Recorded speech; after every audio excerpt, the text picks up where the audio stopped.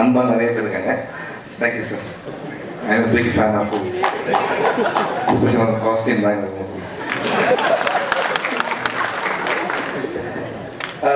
First வந்து எல்லாருக்கும் thanks சொல்றதுக்கு முன்னாடி முதல்ல தப்பா நினச்சிங்க முருகா சார் உங்கள் ஷோ வந்து ஒரு 5 செகண்ட்ஸ் டைம் எடுத்துக்கிறாங்க.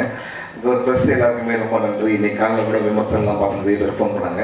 Thank you for your support for Telugu. ரொம்ப நன்றி, சந்தோஷமாக இருக்குது. என்னன்னா ஒரு ரெசிக்னேஷன் லெட்டரை வச்சுட்டு இது சைனீஸில் எழுதிருக்கு அப்படின்னு சொல்கிறது வந்து ஒரு லைனாக போட்டு இதுக்கு எப்படி கிளாப் பண்ணுறாங்க அப்படிலாம் வந்து பயங்கரமாக எழுதுவீங்க. ரொம்ப நன்றி, தேங்க்யூ ஸோ மச். ரொம்ப சந்தோஷமாக இருக்குது. இந்த டைம்லேயே யாயாவுடைய ஆடியோ லான்ச் வந்துருச்சு. யாயா எப்படி ஆரம்பிச்சதுன்னா, நான் வந்து சொன்னா புரியாது அந்த தெலுங்கு ஷூட்டிங்கில் வந்து பார்த்தீங்கன்னா ஒரு 8 மாதத்துக்கு ஒருத்தர் என்னை ஃபாலோ பண்ணிட்டு இருக்காரு படம் பண்ணணும் அப்படின்ட்டு. ஸோ காலையில் ஷூட்டிங் போயிட்டு வெளில வந்து அப்படி நிற்பாரு. இவர் கூப்பிடவே இல்லையே, இது எதுவும் நம்ம தப்பா நினச்சிப்பாரு அப்படின்ட்டு. ராஜ் சார் அந்தளவுக்கு என்னை ஃபாலோ பண்ணி நான் அவர்கிட்ட 2 பேருக்கு அனுப்பிச்சேன். அது சரியாக ஒர்க் ஆகலை.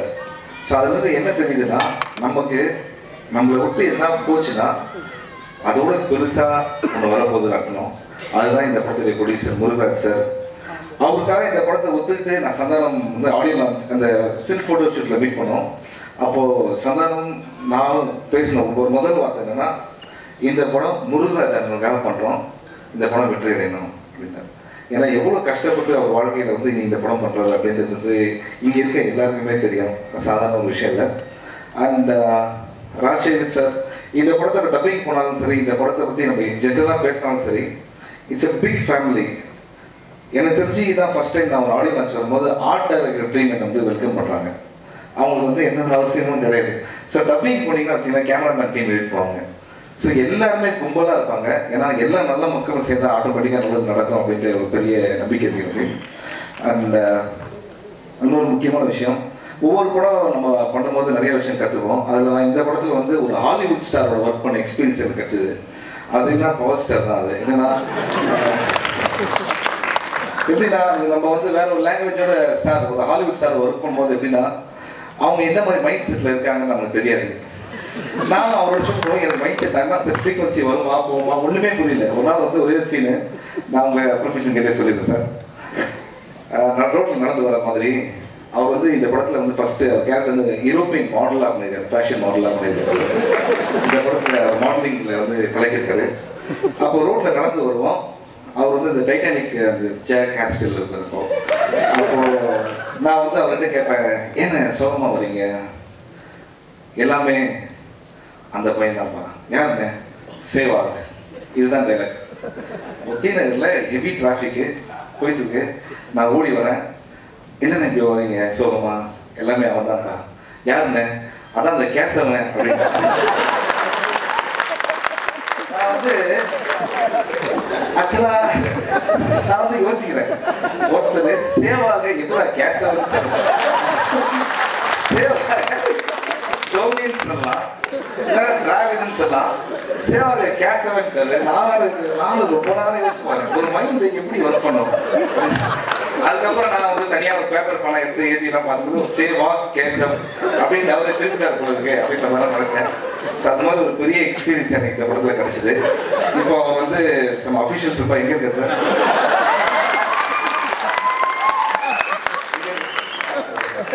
டெல்லிக்கு ஒரு மீட்டிங் போயிருக்காரு. அவர் வந்து அப்புறம் கோச்சிங் போகிறார், ஒன்றும் பிரச்சனை இல்லை. அண்ட் இது மாதிரி புது புது விஷயங்கள் நாங்கள் இந்த படத்தில் கற்றுருக்கோம் அப்படின்றதுக்காக சொல்லியிருக்கேன். அண்ட் இன்னொரு பெரிய விஷயம் என்னன்னு பார்த்தீங்கன்னா, அவரோட நடிக்க நிறைய வாய்ப்புகள் வந்து எனக்கு தான் கிடைச்சிது. இது வரைக்கும் என்னை வந்து இன்னைக்கு சொல்லவே கூடாதுன்னு நினச்சேன். பட் இருந்தாலும் நீங்களாம் சந்தோஷம் ஆகணுன்றதுக்காக சொல்கிறேன். என் லைஃப்பில் நான் சோகமாக இருந்ததே கிடையாது. ஒரே ஒரு நாள் ஆல்மோஸ்ட் எனக்கு கண்ணு கலங்குற மாதிரி ஆயிடுச்சு அவர் கூட நடிக்கும்போது. என்னன்னா காலையில் போன ஃபர்ஸ்ட் டே ஷூட்டிங் பண்ணும்போது ஒரு ஃபோட்டோ எடுத்தோம். ஃபோட்டோ எடுத்த உடனே என்ன பண்ண மட்டும் அப்படியே பிரதர்ஸ் மாதிரி இருக்கும் அப்படின்ட்டு அப்படியே நான் மியூட் ஆயிட்டேன். அதாவது எனக்கு வந்து ஒரு 1 ஹவருக்கு எங்கே இருக்கோம், என்ன நடக்குது அப்படின்றது ஒன்றுமே புரியல எனக்கு. அவர் சொல்லிட்டாரு, அதை நீங்க சீக்கிரம் எடுத்துக்காதீங்க.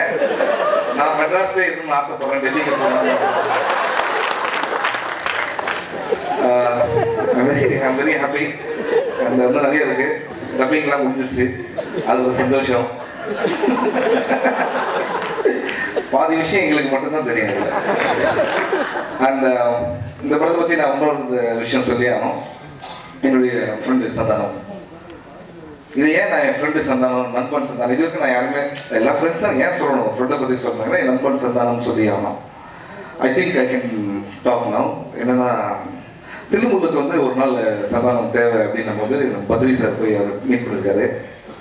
சந்தானம் இப்போ எந்த அளவுக்கு பிஸியாக இருக்காரு அப்படின்னா, இன்னைக்கு நான் கேட்டேன் பிரதர் வந்துடுறீங்களா அப்படின்னு.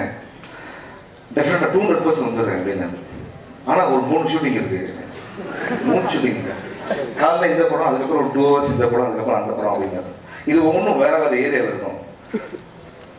சந்தானம் வந்து நாங்கள் திருமுக கேட்டதுக்கு சொன்னது, அண்ணன் டெஃபினட்டாக பண்ணிட்டோன்னே, நீங்கள் என்ன மாதிரி சிவா என் ஃப்ரெண்டு, இந்த படத்துக்கு எனக்கு பேமெண்ட் வேணாம், நீங்கள் ஒரு பொகை கொடுத்தா கூட போதும் அப்படின்னு சொன்னார். இந்த ஃப்ரெண்டு அதை சொல்லுவோம், அதுதான் சந்தானம்.